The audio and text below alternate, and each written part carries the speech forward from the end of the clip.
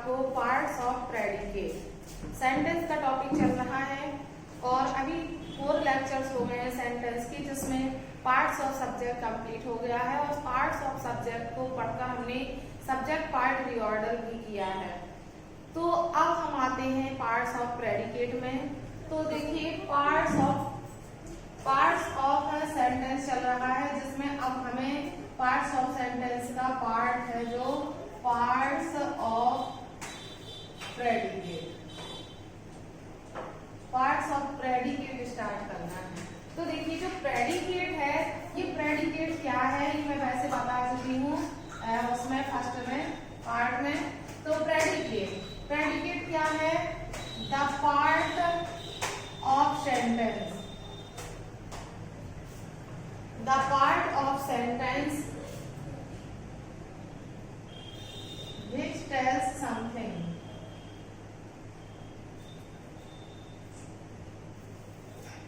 about subject. So about subject, the part of sentence का ऐसा part which tells something about subject, जो subject के बारे में कुछ बताता है, is called predicate, predicate कहलाता है। तो सेंटेंस का वो भाग जो सब्जेक्ट के बारे में कुछ बताता है प्रेडिकेट कहलाता है। जैसे कि Raman bought a gift for him. देखिए जैसे कि यहाँ पर एग्जांपल दिया है Raman bought a gift for him. तो देखिए इसमें सब्जेक्ट है हमारा रमन। अब हम सब्जेक्ट के बारे में मतलब रमन के बारे में जो बता रहे हैं वो ये है bought a gift for him. Raman ने क्या किया? उसके लिए एक गिफ्ट खरीदा। तो देखिए इसमें हमने प्रेडिकेट पार्ट सेलेक्ट कर लिया है। अब ये प्रेडिकेट पार्ट में ये जो हमें वर्ड्स दिखाई दे रहे हैं बॉट, गिफ्ट, फॉर हिम, ये क्या है? जब हम इन्हें जम्बल्ड कर दें तो हमें उसे कैसे रीऑर्डर करना। सपोज यही सेंटेंस ऐसा दिया हो कि पहले लिखा हो अ गिफ्ट, फिर लिखा हो बॉट और फिर लिखा हो फॉर हिम, तो इसे हमें रीअरेंज करना पड़ेगा।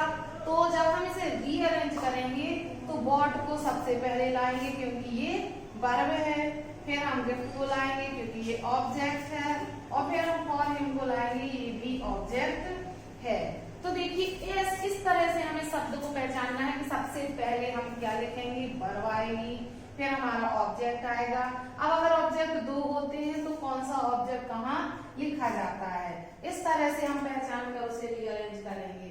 तो देखिए कि हमने यहाँ पर वर्ब और ये ऑब्जेक्ट गिफ्ट और फॉर हिम क्यों लिखा, ये क्या है?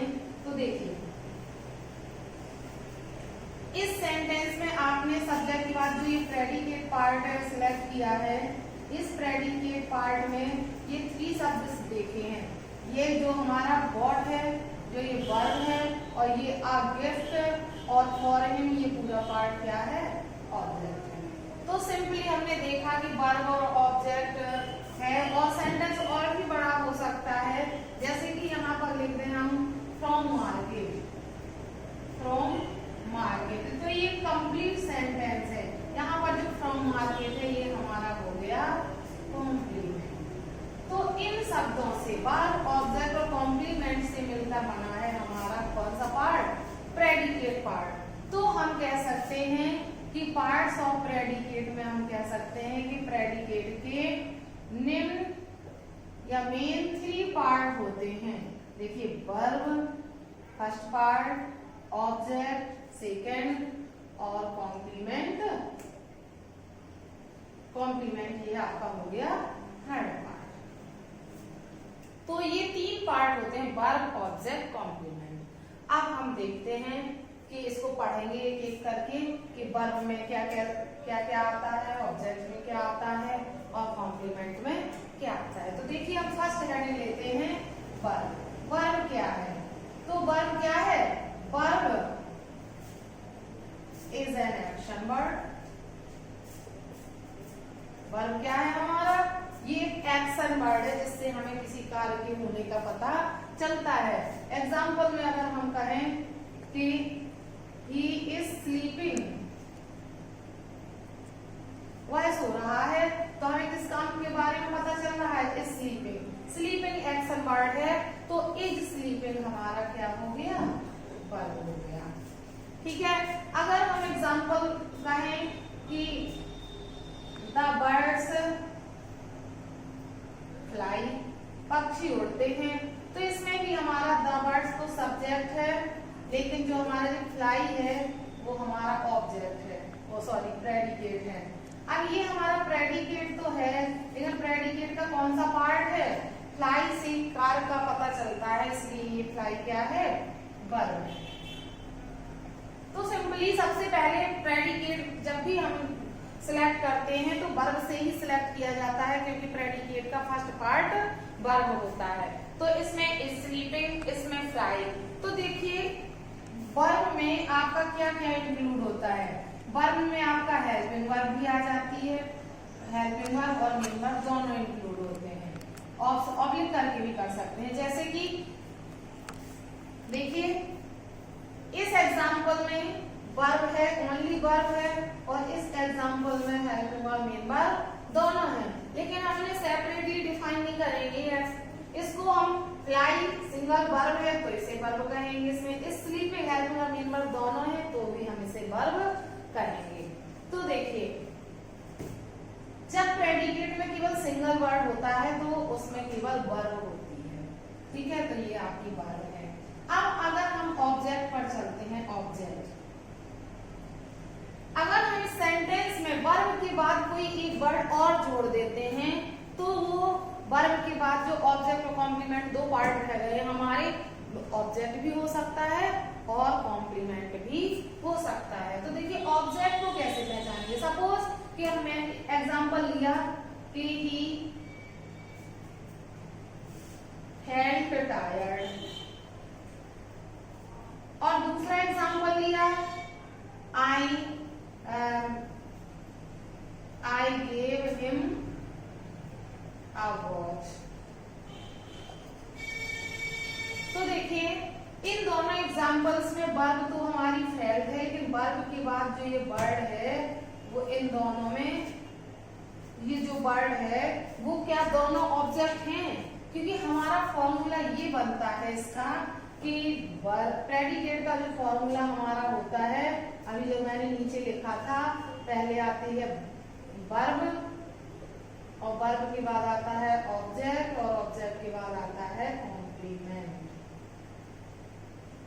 तो देखिए ये स्टेबल है, ये तो रहेगा ही, वर्ब तो सेंटेंस में होगी ही, लेकिन ऑब्जेक्ट है या नहीं है, ऑब्जेक्ट है या कॉम्प्लीमेंट है या दोनों है, ये आपको वर्ड्स से पहचानने पड़ेंगे। तो देखिए यहाँ पर टायर्ड है और यहाँ पर हिम है।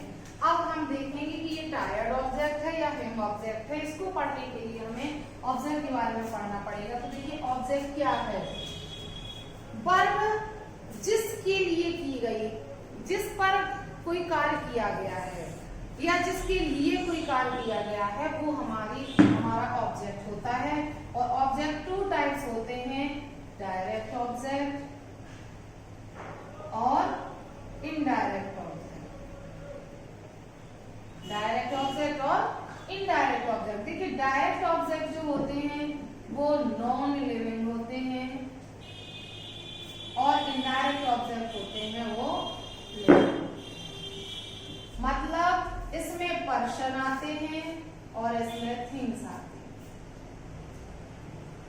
समझ गए? अब किसी भी सेंटेंस में वर्ब के बाद अगर लिविंग या नॉन लिविंग ऑब्जेक्ट है तो ही उस सेंटेंस में ऑब्जेक्ट है, अदरवाइज नहीं है। तो देखिए ही फेल्ट टायर्ड, फेल्ट तो आपको पता है कि ये क्या है? वर्ब है। अब वर्ब के बाद या तो ऑब्जेक्ट आएगा या कॉम्प्लीमेंट आएगा। तो टायर्ड, टायर्ड मतलब थका हुआ। अब थका हुआ बताइए क्या है? नॉन लिविंग है क्या? ये कोई वस्तु है? कैसे हम देख सकते हैं? या कोई पर्सन है? ना तो ये वस्तु है और ना ही पर्सन है। ये क्या है? फीलिंग है।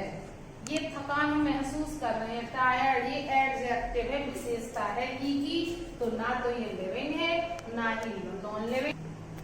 हाँ, तो देखिए इसमें टायर्ड तो ऑब्जेक्ट नहीं है हमारा। अब ये देखिए I gave him a watch, तो इसमें देखिए वर्ब, ये हमारा वर्ब है, वर्ब के बाद जो हिम है ये ऑब्जेक्ट है या नहीं है।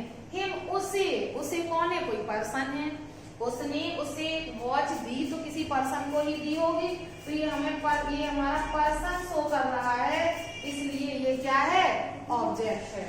अब इसके बाद जो ये वॉच लिखा है ये क्या है, थिंग है, तो ये थिंग शो कर रहा है, तो ये भी हमारा ऑब्जेक्ट है। ठीक है, तो ये दोनों हमारे ऑब्जेक्ट हैं और ये हम कह सकते हैं ये हमारा पर्सन शो कर रहा है हिम, तो ये हिम हमारा इनडायरेक्ट ऑब्जेक्ट है और ये थिंग शो कर रहा है, तो ये थिंग हमारा डायरेक्ट ऑब्जेक्ट है। टायर्ड ऑब्जेक्ट नहीं है, तो वर्ब के बाद ऑब्जेक्ट कब है कब नहीं है, वर्ब के बाद जो वर्ड दिया है वो ऑब्जेक्ट है या नहीं है, वो हम इसी तरह से पहचानेंगे। तो देखिए आपने देखा कि किस तरह से हम ऑब्जेक्ट को पहचानते हैं। जैसे कि अगर एग्जांपल दे दिया जाए, He sold his house, तो देखिए ये तो सब्जेक्ट है हमारा, सोल्ड हिज हाउस प्रेडिकेट है जिसमें सोल्ड हमारी वर्ब है, और हिज हाउस, हिज हाउस क्या है, निर्जीव वस्तु है, तो ये हमारा हो जाएगा ऑब्जेक्ट। क्योंकि यहाँ दो ऑब्जेक्ट नहीं है इसलिए हमें ऑब्जेक्ट को सेपरेटली मेंशन नहीं करना है, बस ऑब्जेक्ट लिख देंगे। लेकिन अगर ये ऐसा हो सेंटेंस कि इसी में ऐड कर दें, नेक्स्ट बताती हूँ, I sold my watch to my friend, तो देखिए sold my watch to my friend ये पूरा प्रेडिकेट है जिसमें सोल्ड हमारा क्या हुआ, वर्ब हो गया, माई वॉच निर्जीव वस्तु है तो ये भी, और ये ऑब्जेक्ट है। अब टू माई फ्रेंड ये सजीव है, ये भी ऑब्जेक्ट है। जब हम देख लेंगे कि दो ऑब्जेक्ट हैं तब हमें उन्हें सेपरेटली मेंशन करेंगे, निर्जीव है तो ये हमारा डायरेक्ट ऑब्जेक्ट है, ये सजीव है तो ये हमारा इनडायरेक्ट ऑब्जेक्ट है। ठीक है, तो ये हमारा ऑब्जेक्ट हो गया। अब हमारा रह गया है क्या, कॉम्प्लीमेंट। तो देखिए कॉम्प्लीमेंट जिसको हम जब टेंस पढ़ते हैं तो इसे अदर वर्ड कहते हैं। फॉर्मूला पढ़ते हैं, subject plus helping verb plus main verb plus object plus other word, इस तरह से पढ़ते हैं। तो जो अदर वर्ड होता है वही हमारा कॉम्प्लीमेंट होता है। तो जब ऑब्जेक्ट के बाद या वर्ब के बाद कोई वर्ड या कोई फ्रेज आता है तो वो कॉम्प्लीमेंट कहलाता है। तो देखिए कॉम्प्लीमेंट क्या है, कॉम्प्लीमेंट एक प्रकार का है पूरक, the word or phrase that completes the sense of sentence। देखिए हमारा इसका जो डेफिनेशन है, the word or phrase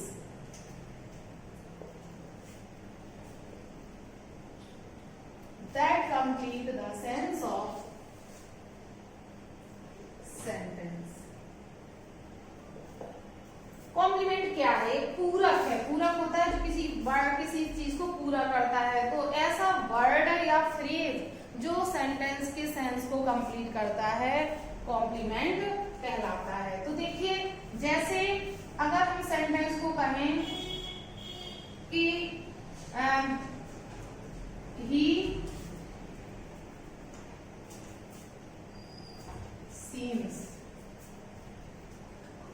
mad, ये एग्जाम्पल दिया, he seems mad। तो देखिए इसमें seems mad तो प्रेडिकेट है, लेकिन seems क्या है, seems तो वर्ब है क्योंकि सबसे पहले तो वर्ब ही आता है। अब mad ऑब्जेक्ट है या नहीं है, ऑब्जेक्ट है या कॉम्प्लीमेंट, क्योंकि वर्ब के बाद ऑब्जेक्ट आएगा या कॉम्प्लीमेंट आएगा या दोनों आएंगे। तो देखिए mad पागल, पागल होना क्या है, किसी की विशेषता है, ये कोई ऑब्जेक्ट नहीं है।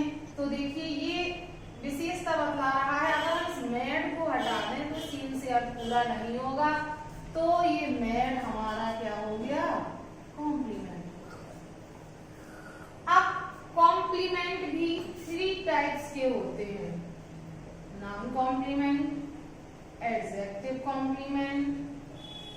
Adverb complement. अब ये जो मेड है हमारा, ये ही की विशेषता बतला रहा है, ही को क्वालिफाई कर रहा है, इसलिए ये हमारा एडजेक्टिव कॉम्प्लीमेंट है।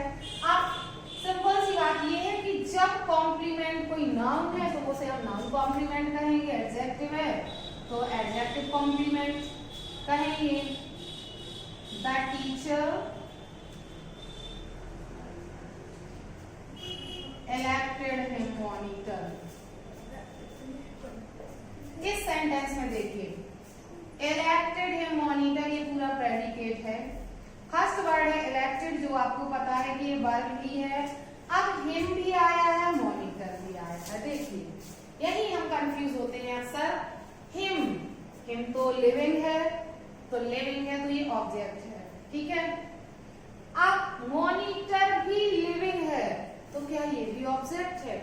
नहीं, क्योंकि एक सेंटेंस में दो लिविंग ऑब्जेक्ट नहीं आते हैं और दो नॉन लिविंग ऑब्जेक्ट भी नहीं आते हैं। मतलब दो डायरेक्ट ऑब्जेक्ट नहीं होते हैं, दो इनडायरेक्ट ऑब्जेक्ट नहीं होते हैं, तो एक ही ऑब्जेक्ट होगा। अब ये मॉनिटर क्या है?